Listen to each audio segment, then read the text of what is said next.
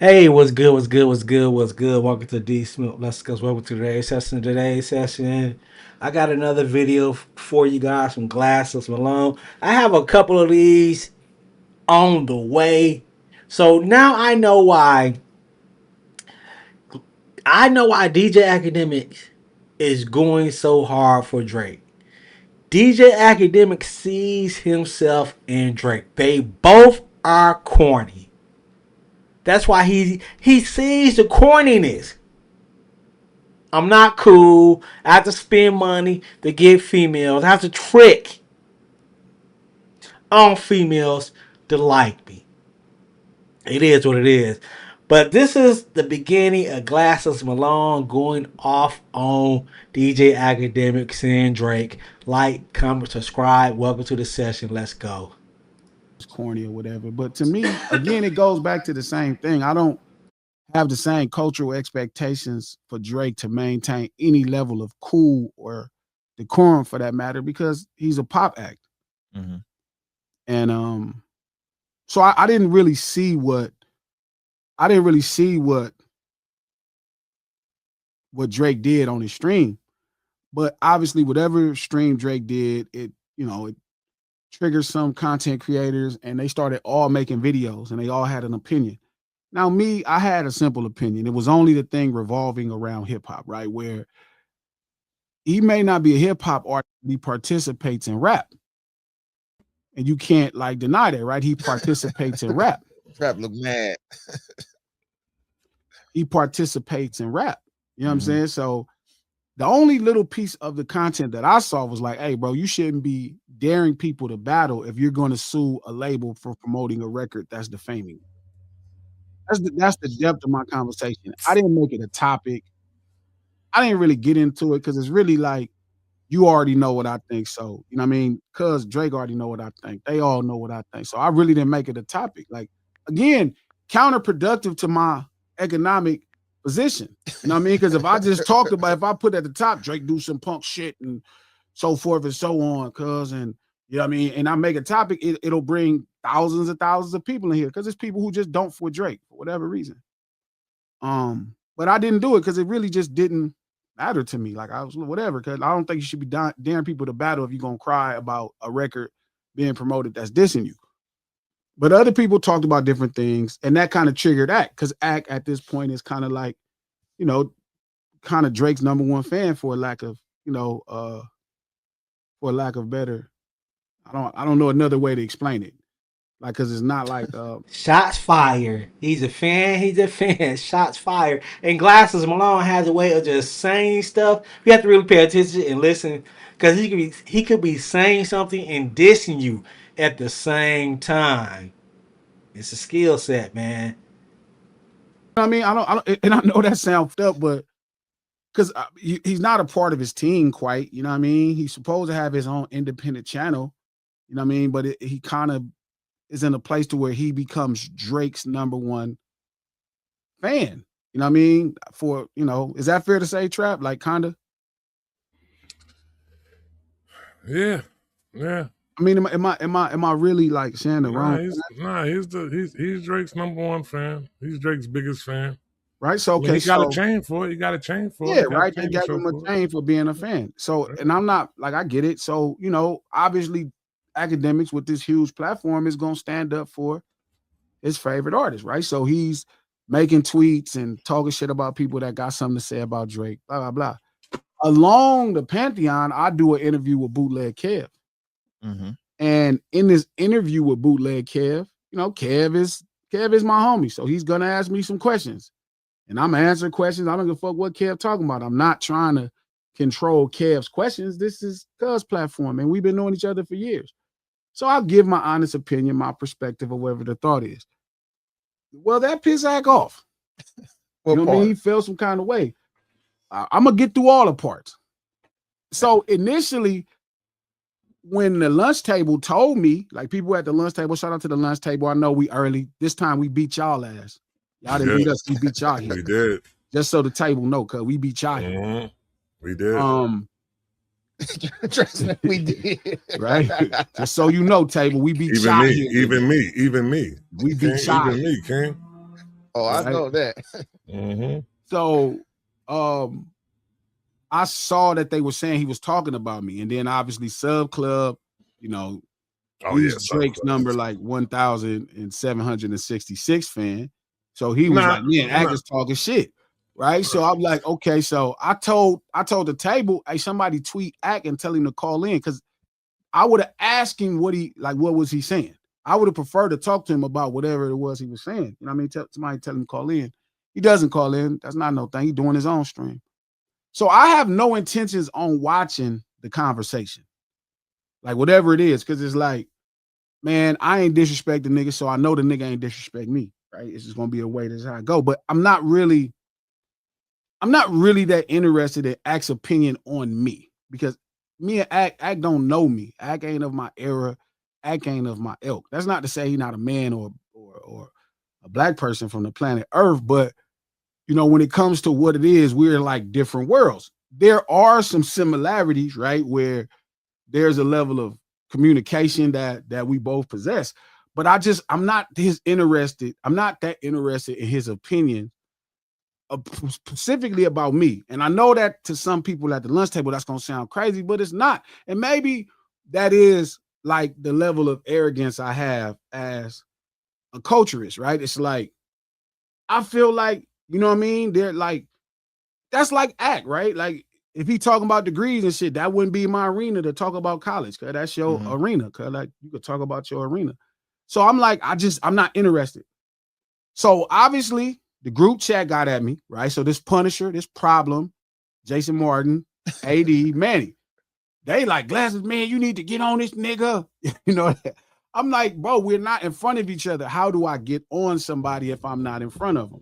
And this reminds me of something Ms. Hummus says, because people really feel like I got on Aiden Ross. And I'm like, I didn't get on Aiden Ross because I just saw this white boy that I had no idea Trap who he really is, talking down on this black woman. I didn't get on Aiden Ross. I don't give a fuck who it was. It could have been fucking Donald Trump.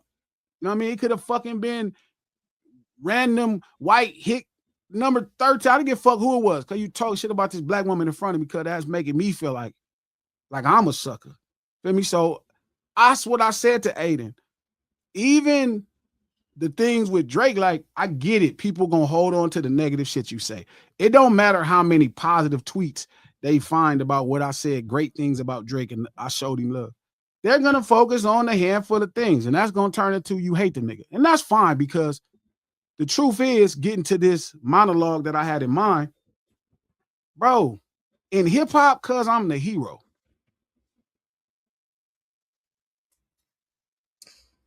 In this culture, I'm a hero. There ain't a motherfucking street I ain't walked down, Trap, in fucking America that I ain't been the hero in. No, the villains who did it heroes too, though, right? No. See, but that's the thing about storytelling. So, right, as I'm wrapping up this So I think that's where, in my opinion, where Drake and DJ Academics get it confused. How can this guy with small followers on YouTube, social media, how can this guy have a big voice, right? A couple albums. How can this guy have a big voice? And they don't understand it's the culture that gravitates. And I know people hate that word culture, especially DJ Academics and Drake. The culture gravitates and they listen. Not only that, DJ Academics fans and Drake fans listen. Why listen to Glasses Malone? If you're a fan of Drake and DJ Academics, you would ignore Glasses Malone. But you can't. You have to respond. It's funny and wild to me because I don't listen to DJ Academics nor Drake. For what? this mobile series that I'm writing for this new 110 album. Right, as I'm wrapping up the series, I dig back into my John Truby, The Anatomy of a Storybook, just kind of to refresh my mind. Like, I read this book 3 or 4 times, but I love this book. Like, shout out to John Truby, bro. You're a fucking genius, bro. You're like, Great. But the anatomy of a story. And what I realized, Trap, was how much a hero a protagonist and an antagonist. Shout out to C, because we talked about this before, but she was telling me, like, I see myself as in the real world as an antagonist. Like in mainstream, I'm an antagonist. To Drake, I'm an antagonist. I'm completely the villain, right? I'm the fucking villain, straight up, no question. But in this thing that we call hip hop, and I understand why they think of it like a genre. It's just a genre of music. It's no different than any other genres. Like, not everybody feels something more for music than people on the outside of it. So in hip hop, I am a hero. And trap, I've only ever worried about being a hero in hip hop. I don't give two fucks. Listen, when iHeart wanted to do a podcast deal with me, shout out to Act, because I did catch a clip where Act said, Glasses, you just started podcasting 3 years ago. This is my 8th year of my podcast. This is my 8th year. Charlemagne been trying to give me the podcast since 2014. Still been trying to give me a podcast since 2012. Joe Buttons told me I'd be good at it in 2012. I genuinely don't like this shit. I'll be honest. I genuinely don't like this shit, bro. I just don't. I'm not into it. Like, I'm trying to find a space, but a lot of people put a lot of responsibility, like Ms. Hummus. People make me feel like I have to teach. Everybody puts a different responsibility, so I accept it, and here we are. But I digress.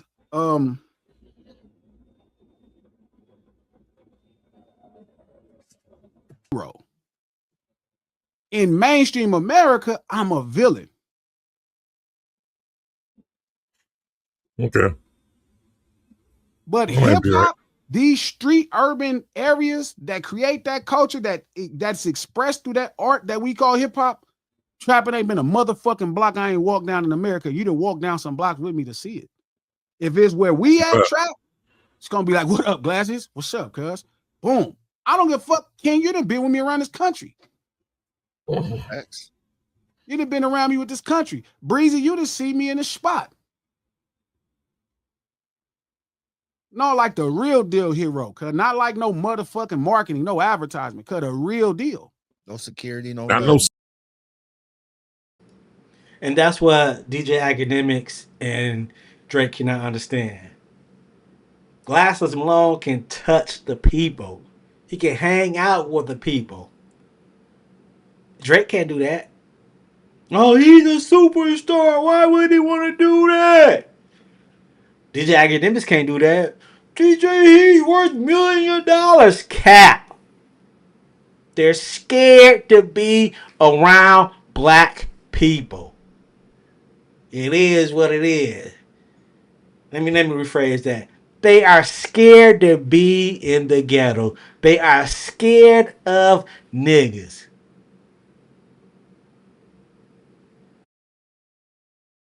Subways.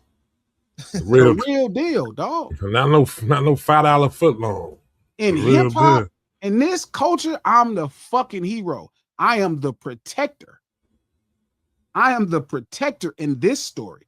Now, in mainstream story, I'm a dope dealer. I'm a gang member. I'm a villain.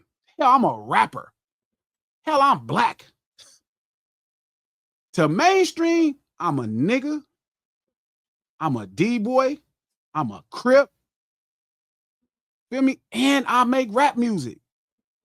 Everything about that in mainstream, I'm public enemy number one. And that's what they don't be understanding when they talking about hip hop and rap.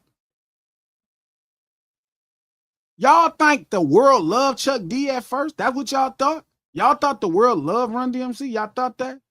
Y'all thought the world loved NWA? The world didn't love them. We loved them. And we love Glasses Malone. The lunch table love Glasses Malone. The lunch table love Glasses Malone. If you know about the lunch table, you need to join. It be going down. I'm just saying, man. So I just realized that as a storyteller, cause like in their story, Trap, I am the villain. Yeah, that's what I'm I saying. just saw That's crazy. So to me, Glasses is a hero, right? But to Drake and DJ Academics, he Glasses is a villain. Think about that. He is a villain. Why is this?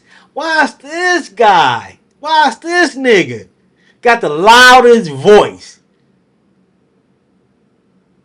His Glasses Malone voice is louder than DJ Akademiks. Think about that. DJ Akademiks got a bigger platform, but Glasses Malone voice is louder. Think about that. Why? Ask yourself why. Sub Club say, man, Drake ain't worried, but trust me, cause he know what I'm on. You know, of course he worried about me. Why the fuck would he not? I mean, I don't want to cause him no harm or nothing. So there's no real reason to like. I know y'all seen that time where I was upset about him him doing that shit with his money, trying to create a situation that could get another brother locked up. And that meant I want to cause him harm. Cause I don't want no harm to come to bro. Like I'm not trying to do all that. The homie did enough harm to him. The homie did enough harm to him. He ruined his reputation. He ruined his life. Like the court documents say, he'll never recover. His mind will be always fucked up. Even his bank account can't fix what's wrong with his mind and his heart. But the truth would do that to you, bro. The truth would actually set you down. It's kind of why I allow certain people to talk to me on Twitter. It's the reason why, because I like to hear it to see if it's true. I like to see it if it's true. That's what I listen to people on Twitter. I'm like, damn, is what they saying true?